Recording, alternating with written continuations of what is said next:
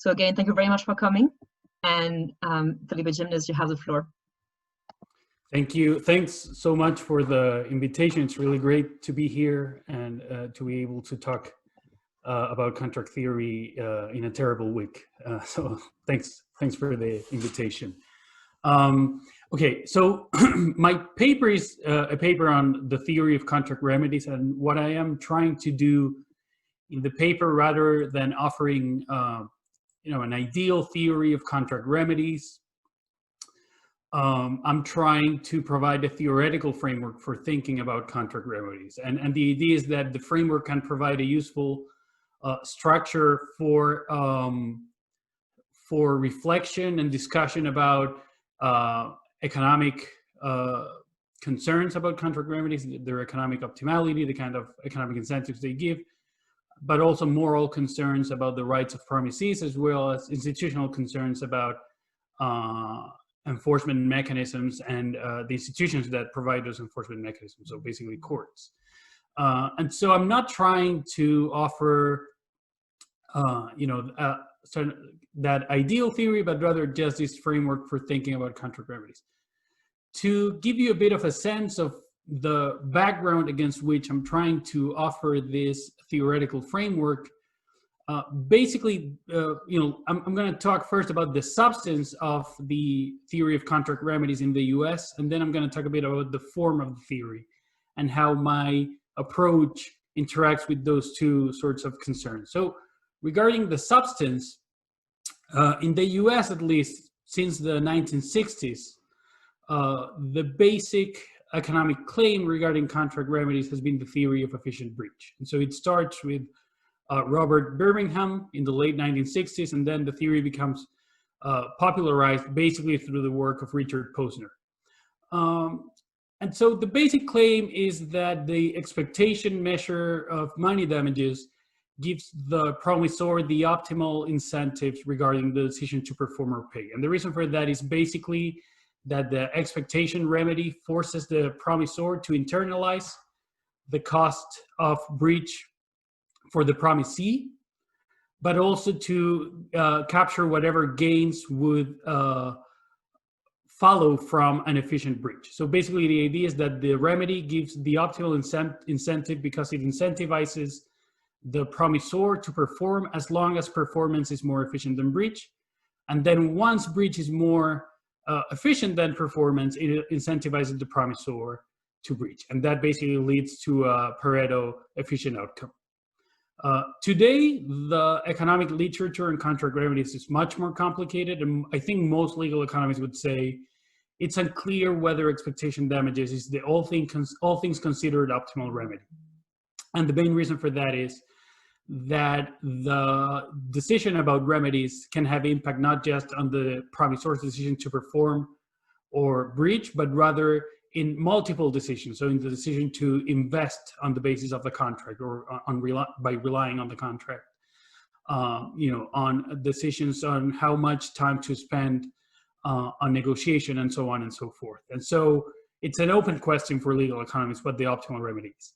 But despite that sort of high-level acknowledgement that there's no easy answer as to what the economically optimal remedy is, I think most contracts professors and most judges who are sensitive to economic considerations believe that the main insight of the economic analysis of contract remedies is the theory of efficient breach.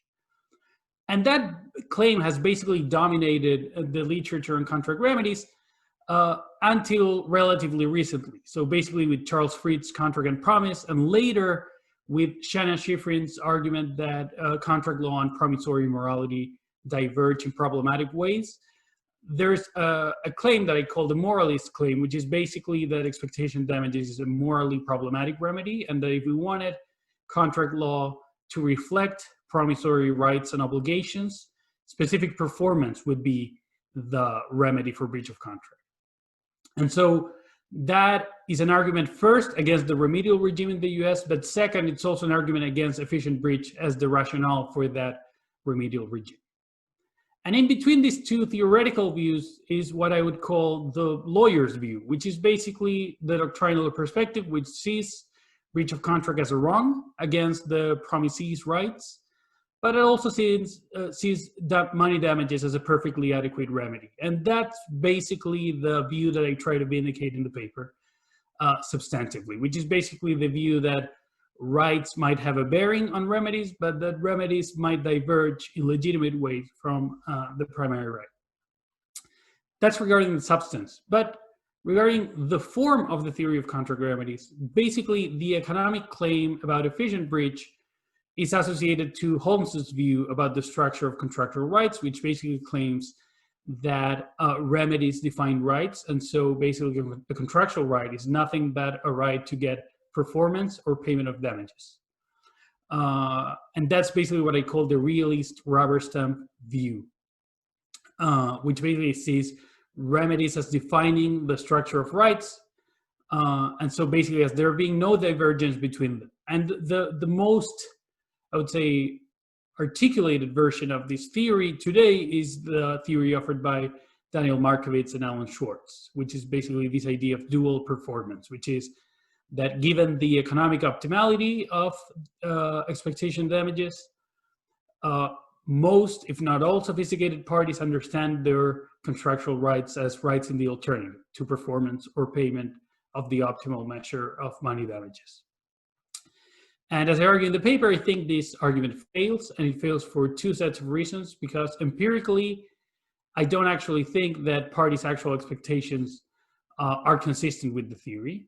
And there's relatively reliable evidence about this in the work of Tess Wilkinson Ryan and others who have shown that even against the backdrop of the American regime of contract remedies, most parties actually expect performance. And the theory also fails as an interpretive account of the law that we have, because the doctrinal structure of contract law basically assumes that there's a duty of performance, and then sees remedies as basically an enforcement mechanism that comes afterwards, and that is independent from the content and the interpretation of the contract between the parties. And the moralist claim that I associated earlier with Shannon Schifrin's argument is also reflected in the form of the theory of contract remedies through what I call the formalist rubber stamp view, which basically sees remedies as the servant of rights. And so the idea there is, if you have a right to obtain performance, that should be reflected in the remedial regime through specific performance as the standard remedy for breach of contract. And the reason why I think this is wrong-headed is basically twofold. First, I think this is necessarily a normative claim or a prescription for the reform of contract law, but it's not an interpretive claim, which is to say it doesn't fit with the actual structure of contract law. Now, of course, people like Shannon Schifrin would be happy to accept that. In fact, her claim is a claim about why the current law in the US is morally problematic. So of course, she wouldn't be moved by that argument. I think it's still a problem if what you're trying to provide is an interpretive account of the law of contracts, which again, admittedly, she is not. But I think it's a concern to bear in mind there. And even if you treat it as a purely normative claim about how the law of contract should be, I just don't think that moral demands regarding promissory obligation are as determinate as she seems to assume regarding remedial obligations. And the reason for that is that many promises are indeterminate in terms of their upshots regarding remedial implications, particularly when you take into account that the moral concerns that are relevant to interpersonal relationships don't necessarily have immediate implications for the concerns that should guide the state's enforcement mechanisms. So even if you accept that there's a moral right to obtain performance, and even if you accept that this continues to be a reason for the, whatever compensatory or reparatory obligations the breaching promisor has, it's unclear whether that tells us anything determinate regarding the specific physiognomy of legal remedies for breach of contract. And so we need something else.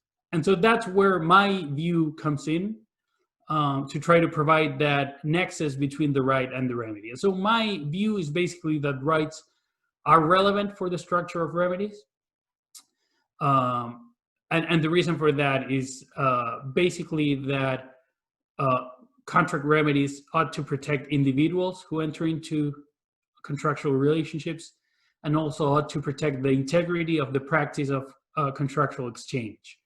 And those two sets of reasons give us at least a pro tanto reason for some resemblance between the physiognomy of remedies and the physiognomy of the rights that they enforce. And the reason for that is regarding individuals, because those primary rights are the basis of expectations that parties form regarding their contracts.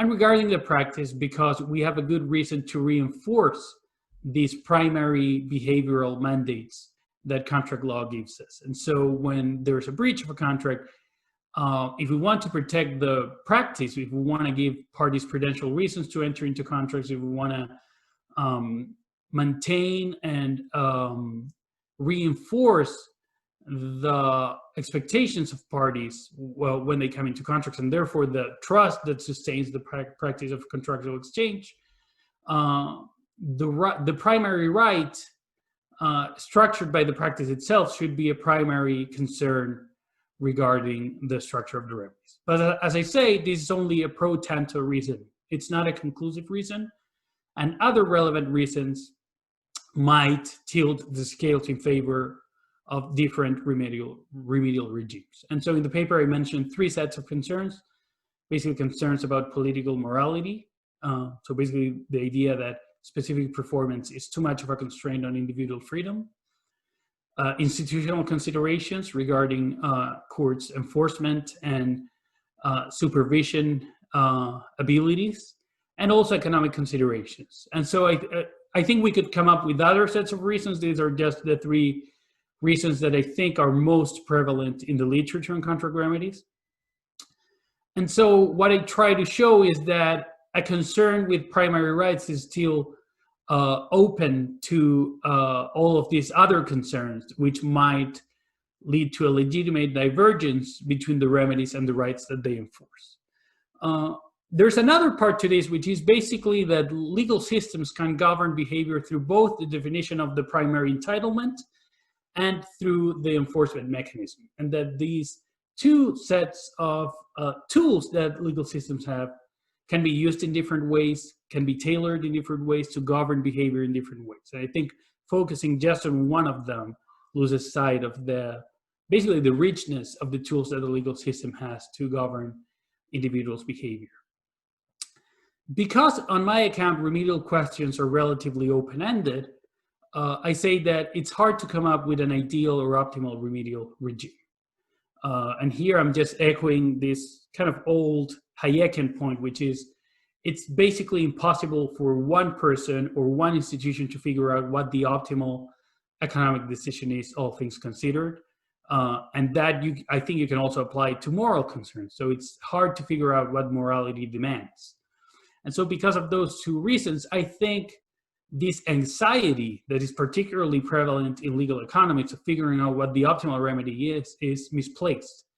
And as long as we get it broadly right, as long as we're in the vicinity of getting it right, that should be fine. And so asking anything else from theory of contract remedies, I think, is mistaken, and basically we should be spending time in other more fruitful projects. And so I'm going to finish basically by saying what I try to do, what are kind of my ulterior motives by offering this framework for contract remedies. So one of my aims is vindicating the legal point of view. And as I said at the beginning, I think the legal point of view treats breach as a wrong, but also sees remedies as relatively flexible and open-ended. And the reason for that is that I think the legal system is premised on a structural separation between rights and remedies. And I think if you look at judicial reasoning and doctrinal treatments of remedies, it's very clear that there are these two broad, big tents of concerns. First, concerns about individuals' rights following from their contracts, and second, concerns about institutional and systemic stability. So when you see discussions in the judicial context about specific performance and expectation damages, they typically mention these two sets of concerns about individuals and concerns about the practice. And the second aim that I have, besides vindicating what I think is kind of the straightforward or commonplace legal point of view, is the idea of vindicating moral pluralism. And so this follows from my view about the foundations of contract law, which is relatively pluralistic. But it also follows from the view that the explanation of complex doctrines cannot be monistic. And so because of those two ideas, first, that the foundations of contract law are pluralistic, and that complex doctrines, such as the doctrines governing remedies, cannot be reconduced or reduced to just one simple moral metric, I think that part of the project here is vindicating this normative pluralism about contract law. Now, there's of course a fear with normative pluralism in private law theory, which is the fear that it would lead to unpredictability or ad hoc adjudication, that it would basically undermine the parties' expectations and so on. But here I just want to say that I don't think that contract theory should put itself forward as a theory of adjudication, which is to say, questions about the theoretical structure of contract law and contract remedies should be kept separate about questions about how judges ought to adjudicate contractual disputes. And so I think if we have that degree of self-restraint, we're going to be fine. There's not going to be a problem in terms of unpredictable adjudication. I think the concerns about unpredictable adjudication can be addressed through other institutional mechanisms, such as statutes, restatements in the U.S., doctrinal treatments, and so on and so forth, which can address that concern separately from the concerns that should guide contract theory. Okay, so I'm going to stop there. And again, thank you so much for the invitation. I look forward to having a discussion about this.